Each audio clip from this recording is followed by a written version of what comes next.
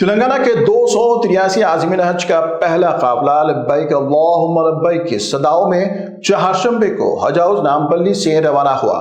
قافلے کی روانگی سے قبل حجاج اکرام کے لیے حج ہاؤس میں منعقدہ ایک تقریب میں امیر حلقہ جماعت اسلامی ہند تلنگانہ ڈاکٹر خالد مبشر ظفر نے خطاب کرتے ہوئے کہا کہ بڑے خوش نصیب ہیں وہ لوگ جنہیں حج کی سعادت نصیب ہوئی ہے۔ محترم نے اپنی گفتگو میں ایام حج میں کرنے کے کاموں کو بیان کیا ہے اور کہا کہ تقوی اور پرہیزگاری کو اپنا شعار بنائیں۔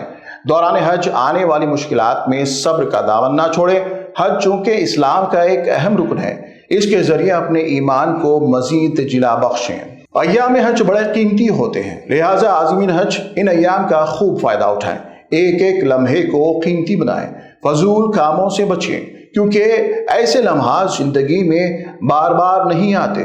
عازمین حج مدینہ منورہ کا بھی سفر کرتے ہیں، اس لیے نبی آخری الزماں کے روضہ اقدس پر جب حاضری ہو تو آپ صلی اللہ علیہ وسلم کی زندگی کے ایک ایک پہلو پر عمل کرنے کا عہد کریں، آپ کے بتائے ہوئے طریقے پر چلنے کا وعدہ کریں۔ بعد ازاں امیر حلقہ جماعت اسلامی ہند تلنگانہ نے جھنڈی دکھا کر قافلے کو ودا کیا۔